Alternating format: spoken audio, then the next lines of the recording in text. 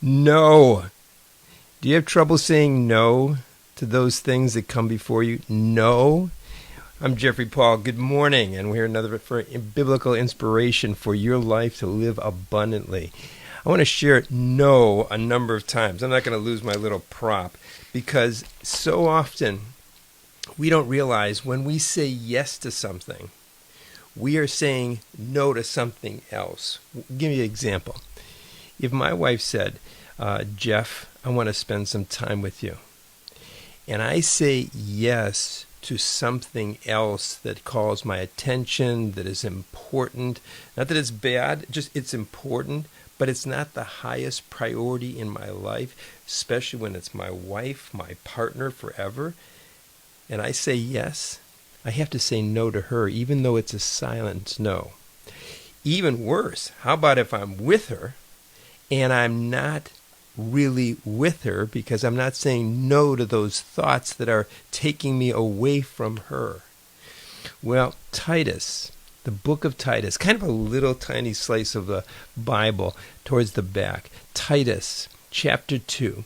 It's really amazing in verse 11 through 14 that says we have the power given by God to say no to those things that are not absolutely right for us, those things that God has not planned for us, and even though they might be good things, good opportunities. I mean, we're not talking about saying no to killing somebody or going on a vacation with your family. I'm talking about the many decisions throughout the day that you have to say no to. You have to say no to, to be able to say yes to the things that are priority. And the Bible is absolutely, it does. Steve Covey, I love that mentor of mine. He taught me a lot about time management and first things first and, end in mind and all the habits he created. Michael Hyatt, incredible, another kind of taking the mantle from Steve Covey to share how to run your life in a good, manageable manner that actually keeps you healthy and well. But the truth of it is the scriptures, the Bible has absolutely priority after priority after priority that gives you the understanding. Who's the highest priority? God. Are you saying no? Are you saying no to sleeping in instead of having some prayer time? Are you saying no to the relationship of not spending time in a devotional and studying?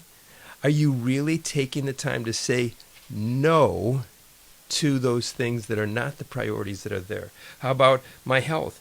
Do I say no to that extra candy bar? Do I say no to the refrigerator screaming for my attention at 8, 9, 10 o'clock at night? Then how about my family?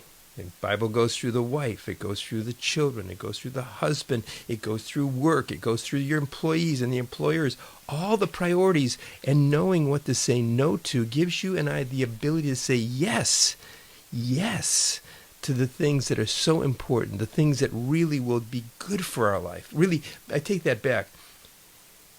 Not just good, because sometimes and many times you have to say no. You have to say no to things that are good so that you can have a yes to what's best. Titus chapter 2. Read it today. Be attentive that it's not by your power that you can say no, but it's by your decision, to truly hear God's voice, to say no to those things that are not priorities in your life. No to those things that need to be put aside, even though they're good. And yes to those things that are precious, wonderful, and are going to make your life abundant. When I am stressed, I'm saying yes to stress and no to peace. Let's go to some captive thoughts for a moment before we close. Yes to anxiety instead of no to peacefulness. Worry, yes. No to confidence and faith that God's working all things together for the good. Do you see what I'm saying?